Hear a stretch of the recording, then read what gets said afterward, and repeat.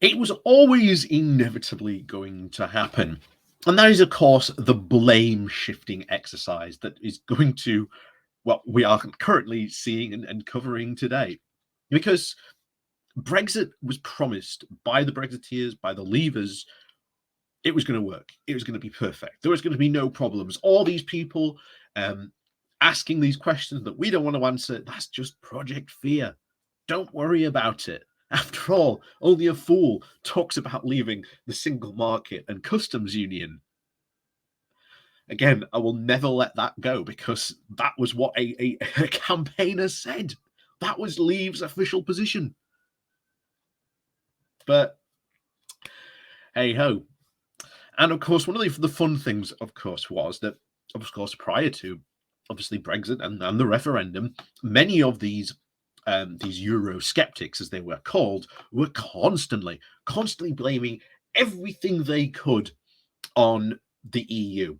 Oh, a British company's closing down, blame it on the EU. People taking your jobs, well, it's those EU migrants that are to blame. Something bad happened or something wrong with the economy, clearly it's the EU not letting us get rid of these awful regulations that would allow us to flourish if we could just get rid of all of them. Again, blaming the EU was pretty much a cottage industry prior to 2016. And of course, the most famous cottager of them all was Nigel Farage. He cornered the market, as it were, in this in this thing. So, well, what do you do now? If you are a Eurosceptic, if you are a believer, if you are a Brexiteer, or in this case, you are a newspaper that heavily backed leaving not just the EU, but the single market and customs union as well, who do you blame now? Well, you can't blame the Tories, surely, because again, of course, they can't blame themselves because again, according to their ideology, all this is going fine, all this is going well, this is going according to plan. People who are hungry or can't heat their homes, they're just lazy and need to work harder.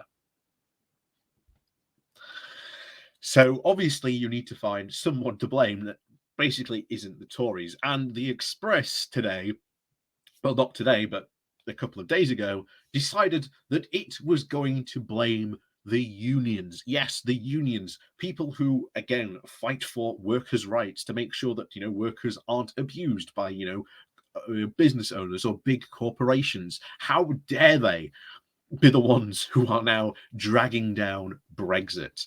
So let's dive into this new exercise that I'm sure is to become very, very familiar with all of us in the next, well, not too distant future. Indeed, probably starting now, because after all, you can't blame the EU anymore. You look foolish for blaming the UK to say problems that are again caused by the Tory government on the EU.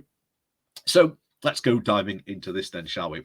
So like I say, before we begin, as always, please do remember to hit that like, share, and subscribe button. And of course, down below, there are links to my Patreon page and a rotation link called Buy Me Coffee, where you can always, buy me coffee. And as always, thank you very much to all those people who do support the channel that way.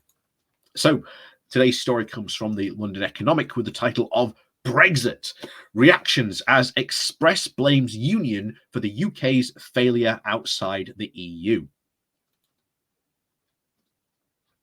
So who to blame for Brexit? Not quite turning out the way that we were promised. The right have blamed France, Ireland, and Germany, and well, basically anyone but themselves, because, of course, again, you can't blame your own, ideology. As we've said before, Brexit has become a religion, and when you view it as Brexit as a form of almost religious experience, then of course your precious Brexit will never ever be blamed for anything that goes wrong. But of course, you have to blame someone else. So who's the Express going to blame? So now the Express has decided that it is those pesky unions holding Brexit Britain back. The article title reads, Unions holding Brexit Britain to ransom. Trade deal faces collapse as worker row erupts.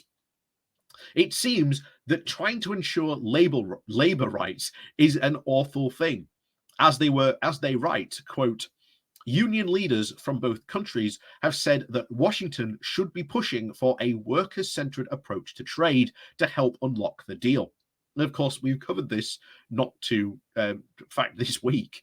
As the TUC have rightly pointed out, the government have no idea about workers' rights. But of course, one of the things about Brexit for the Brexiteers was the ability to be able to get rid of workers' rights. As we always said, the opening premise of Britannia Unchained, the very thing that everyone in currently in cabinet has a, shall we say, their fingers somewhere involved in writing that.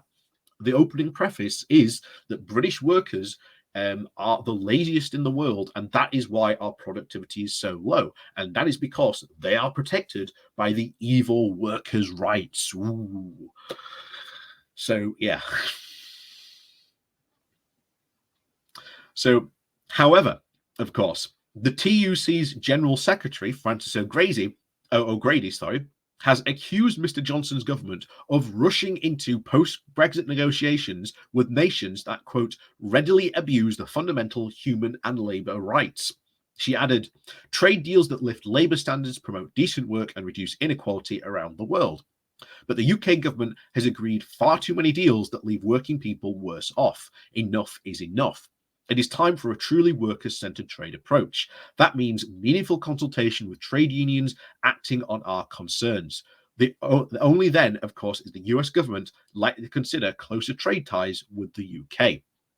So we covered that initially before, but this is insane. This is crazy where you have the Express trying to blame all the failings of Brexit, not on Brexit itself. No, Brexit's perfect. It can do no wrong. Of course, today, we realise that food prices have been inflated by around 6% entirely because of Brexit. Again, not helping, of course, the cost of living crisis. But again, that's Brexit in a nutshell. We always said prices were going to rise. Of course, people like Jacob Rees-Mogg said, oh no, prices are going to get lower because of Brexit. Prices have only gone up because of Brexit. Because again, we are out of the single market and customs union, which allowed us to have really low, cheap logistical costs that you can't experience anywhere else in the world unless you are in that single market and customs union. I don't know how many times we've had to explain the concept of international trade and sort of how it works. But again, I'm no expert, but we've gone through how many times of experts explaining this in really simple ways, how it works. If you are transporting from something from A to B, if there is nothing in between, it's easy to transport. If there's a wall in the way and you have to stop, I don't know, pay a fine or something to get through that wall, that's a trade barrier. And that slows things down massively, as we are seeing in Kent, as we just described yesterday. Kent has become the Wild West of the European supply chain area, which is really shocking. It's come down to that. But of course, it was very much predicted back in 2016. And of course, these problems were brought up to these Eurosceptics, to these Brexiteers. And the response was, that's just Project Fear. And thus, as we always said, when Brexit meets reality, reality always wins. So, as always, thank you very much for watching. Please do remember to hit that like, share, and subscribe button on your way out. And of course, down below, there are links to my Patreon page and a one-off link called Buy Me Coffee, where you can buy me coffee. And as always, thank you very much for watching, and we'll see you all next time.